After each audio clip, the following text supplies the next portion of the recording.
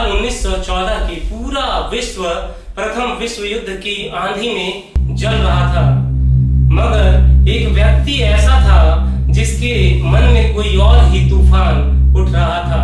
उसके मन में एक ऐसी ज्वाला उठ रही थी अंटार्कटिका को पैदल पार करने की। जी हाँ दोस्तों, मैं बात कर रहा हूँ अर्नेस्ट शैकल्टन की, जो 5 नवंबर 1914 को अपने 28 क्रू मेंबर्स, 3 छोटी नावों और 69 कुत्तों के साथ निकल पड़ते हैं साउथ जॉर्जिया के बेरिंग स्टेशन से अपने एंड्योरेंस जहाज पे सवार होकर अंटार्कटिका की पैदल यात्रा पे। South Georgia island south America की टिप और अंटार्कटिका के बीच में एक अंतिम आइलैंड है जहां पे मानव बस्ती है। वहां के बाद अंटार्कटिका और साउथ जॉर्जिया के बीच में कहीं भी कोई मानव दिखाई नहीं देता है। इस दुर्गम यात्रा पे वो अपने एंड्योरेंस जहाज के साथ वेडल सी को पार करते हुए, वेडल सी अंटार्कटिका और साउथ जॉर्जिया के बीच का वो बर्फीला समुद्र है जिसकी चट्टानों को चीरते हुए एंड्योरेंस को वेसल बे, जहां इन लोगों को लैंड करना था, उस स्थान पे पहुंचना था। एंड्योरेंस बर्फ की चट्टानों में मस्ती से चीरते हुए चला जा रहा था। बर्फीली हवाएं रुकने का नाम नहीं ले रही थी। सब कुछ एकदम सामान्य था। ये लोग अब अपनी आंखों में अंटार्कटिका को पैदल पार करने का सपना लिए हुए उन ख्वाबों में खोए हुए थे कि जब पूरी दुनिया इनका स्वागत करेगी, मगर प्रकृति को कुछ और ही मंजूर था। वेडल सी इतनी आसान चीज नहीं थी। बर्फ की चट्टानों को चीरते हुए अंततः एंड्योरेंस जा फंसता है एक मोटी बर्फ की चादर में। काफी मशक्कत करने के बाद भी एंड्योरेंस वहां से निकलने में सफल नहीं हो पाता है। ये लोग नीचे उतरते हैं और बर्फ को हटाने की कोशिश करते हैं, मगर इनके सारे प्रयास विफल हो जाते हैं। फिर इन लोगों ने वहां बर्फ की एक मोटे टुकड़े पर अपना कैंप लगाने का सोचा और वहां भी ये लोग कैंप लगाकर सारे कुत्ते और छोटी नावों को लेकर के रहना शुरू करते हैं। अंटार्कटिका में सर्दियों का मौसम शुरू होने वाला था और अंटार्कटिका में सर्दियों का मौसम शुरू होने का मतलब है 24 घंटे अंधेरा। वहां से बच के निकलने के चांसेस नामुमकिन के बराबर थे। बर्फ के टुकड़े पे ये लोग अपनी रातें बिताने लगते हैं। सब लोग चिपक के सोते हैं ताकि इन लोगों को ठंड से बचा जा सके, और जब भोजन की कमी होने लगती है तो जिन कुत्तों को ये लोग लेके गए थे उनको भी ये मार के खाना शुरू कर देते हैं। बर्फ का दबाव इनके एंड्योरेंस जहाज पे लगातार बढ़ता जा रहा था। ये लोग सोचते थे कि शायद मौसम में कुछ बदलाव हो, बर्फ की दरारें फटें और वो लोग यहाँ से निकलने में सफल हो जाएं। एक दिन इनको एक 15 मीटर की दरार दिखाई देती है। ये लोग पूरी ताकत से जहाज को चलाने की कोशिश करते हैं, मगर वो बिल्कुल हिलता नहीं है। फिर ये लोग उतर कर निराश होकर अपने कैंप में वापस आ जाते हैं। तभी एक बहुत जोर का धमाका होता है और ये लोग देखते हैं कि इनका जहाज बर्फ के दबाव से टूट चुका था और वो धीरे धीरे इनकी आंखों के सामने समुद्र में समा गया। इनका एकमात्र वहां से लौटने का जो साधन, इनका एंड्योरेंस जहाज इनकी आंखों के सामने डूब रहा था और ये लोग कुछ नहीं कर पा रहे थे। ना इनके पास कोई सैटेलाइट फोन था, ना मोबाइल फोन्स थे उस टाइम, और ना ही इनके पास कोई रेडियो सिग्नल भेजने का साधन था। तो अब ये लोग उस बर्फ के टुकड़े पर फंसे हुए थे। वो टुकड़ा धीरे धीरे बर्फ के टुकड़ों से अलग होकर समुद्र में बहने लगा।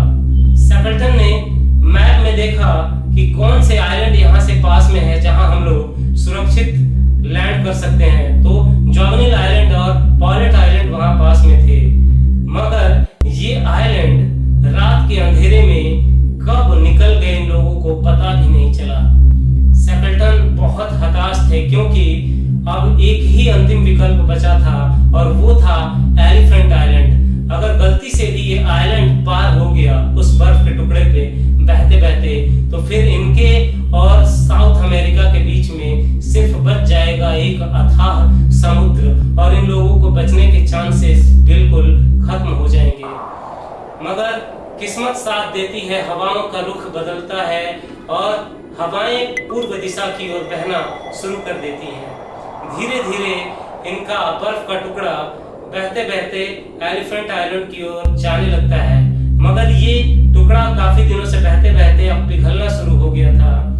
तो फिर ये इस टुकड़े पर से किसी बड़े बर्फ के टुकड़े पे शिफ्ट होने का सोचते हैं। जैसे ही वो लोग दूसरे टुकड़े पे शिफ्ट होकर कैंप लगाते हैं कि वो बीच में से फट जाता है और एक इनका क्रू मेंबर उसी पानी में गिर जाता है। सोचकर भी इस कंडीशन को दहशत हो जाती है कि नीचे -40 डिग्री सेंटीग्रेड का टेम्परेचर, इतने ठंडे पानी में अगर आदमी गिर भी जाए तो उसकी मौत हो जाएगी। ऊपर सिर्फ एक बर्फ का टुकड़ा, नीचे अथाह समुद्र और आसपास सिर्फ बर्फीले तूफान। ऐसी परिस्थितियों में वो लोग किस तरह अपनी जिंदगी की आस लिए जीवन काट रहे थे। शैकलटन इनकी आंखों के सामने से दूसरे बर्फ के टुकड़े पर ओझल होते जा रहे थे। इनका एकमात्र कमांडर जो इन्हें कमांड कर रहा था और जिसके पास एक्सपीरियंस था यहाँ से बाहर निकलने का, इनकी आंखों के सामने से बर्फ के टुकड़े पे बह के जा रहा था और ये लोग कुछ नहीं कर पा रहे थे। तभी पीछे से आवाज आती है। शैकलटन इनके पीछे वाले बर्फ के टुकड़े पर आ पहुंचते हैं। बर्फ का टुकड़ा अब जिस पे ये लोग अपना कैंप लगाए हुए थे, धीरे धीरे बहते बहते एलिफेंट आइलैंड की तरफ जा रहा था और इनको जो इनकी आस थी, एक आखिरी उम्मीद थी, एलिफेंट आइलैंड अब धीरे धीरे दिखाई देने लगता है। जब 50 किलोमीटर बच जाते हैं तो शैकलटन फैसला करते हैं कि अब सभी नावों को समुद्र में लेके उतर जाना चाहिए, क्योंकि इस टुकड़े का कोई भरोसा नहीं, अगर ये क्रैक हो गया तो सभी लोग मारे जाएंगे। फिर वो नावों में उतर करके और एलिफेंट आइलैंड की तरफ बढ़ जाते हैं। इस तरह से समुद्र में लगातार यात्रा करने के बाद अंततः 15 अप्रैल 1916 को ये लोग एलिफेंट आइलैंड पे जब लैंड करते हैं, 497 दिनों के बाद इनके पैरों के नीचे जमीन आई थी। 497 दिनों तक बर्फ के टुकड़े पर अथाह समुद्र के ऊपर बहते हुए ये लोग इतने ऊब चुके थे कि जैसे ही इन्होंने धरती को छुआ, इनकी खुशी का ठिकाना नहीं रहा। मगर ये खुशी बस कुछ ही पलों के लिए थी। इन्होंने देखा कि एलिफेंट आइलैंड तो एकदम निर्जन पड़ा है, यहाँ ना कोई इंसान है, न खाने पीने की चीजें। फिर भी कम से कम एक उम्मीद तो थी कि इनके पास अब रहने को जमीन थी। रात बिताने के बाद शैकलटन ने फैसला लिया कि मुझे यहाँ से निकलना चाहिए और जाकर किसी बड़े आइलैंड से जहाज लेकर आके सभी लोगों को लेकर यहाँ से जाना होगा, नहीं तो सभी लोग मारे जाएंगे। शैकलटन वहां से एक छोटी नाव और 4 क्रू मेंबर्स को लेकर कैप हॉर्न या साउथ जॉर्जिया किधर निकले इसके बारे में सोच ही रहे थे कि उनका एक क्रू मेंबर कहता है कि कैप हॉर्न जाने से अच्छा है साउथ जॉर्जिया चला जाए, हवाओं का रुख साथ देगा तो हम लोग साउथ जॉर्जिया जल्दी पहुंच जाएंगे।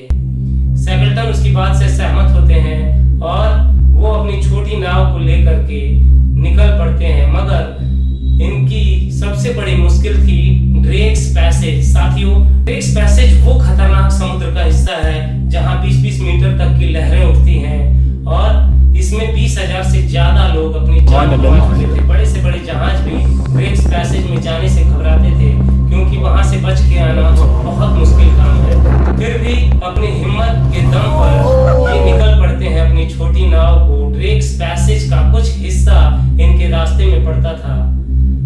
भूख और प्यास से तड़पते हुए, बेहोश होते हुए, उल्टियां करते हुए ये लोग किसी तरह ईश्वर और अपनी हिम्मत के दम पर ड्रेक्स पैसेज को अंततः पार कर ही लेते हैं। फिर इनके पास बच जाता है लगभग साउथ जॉर्जिया का समुद्र। 16 दिन की लगातार यात्रा के बाद साउथ जॉर्जिया जब ये लोग पहुंचते हैं तो इनकी खुशी का ठिकाना नहीं रहता। ये लोग विश्वास ही नहीं कर पाते हैं कि ये लोग साउथ जॉर्जिया, जो कि मानवों की अंतिम बस्ती है साउथ अमेरिका और अंटार्कटिका के बीच, वहां पहुंच चुके हैं। मगर अभी भी इनकी मुश्किलें इनका पीछा छोड़ने का नाम नहीं ले रही थी। साउथ जॉर्जिया के ऐसे पॉइंट पे ये लोग पहुंचे थे जहां से मानव बस्ती 120 किलोमीटर दूर थी। या तो ये समुद्र के रास्ते वहां जाते या फिर पहाड़ों पे चढ़ के इनको वहां से जाना होता। समुद्र में रहते रहते ये इतना उब चुके थे कि इन्होंने पहाड़ों पे चढ़ने का फैसला लिया। उन पहाड़ों पर आज तक इनसे पहले कोई चढ़ा नहीं था, मगर मरता क्या नहीं करता। इन्होंने पहाड़ों पे चढ़ने का फैसला लिया और ये चढ़ते गए। लगातार 36 घंटों की चढ़ाई के बाद इन्हें व्हेलिंग स्टेशन के दर्शन हुए और काफी मशक्कत करने के बाद ये लोग वहां अंततः पहुंच ही गए। इनकी हालत देख करके कोई इन्हें पहचान नहीं पा रहा था, क्योंकि इनके चेहरे काले पड़ गए थे और दाढ़ी मूंछ लगातार 2 साल से ना बनाने की वजह से इतनी बड़ी हो गई थी कि इन्हें पहचानना भी मुश्किल हो रहा था। वहां के लोग ये नहीं पहचान पा रहे थे कि जो लोग एंडोरेंस जहाज पे गए थे शायद ये वही लोग हैं क्या।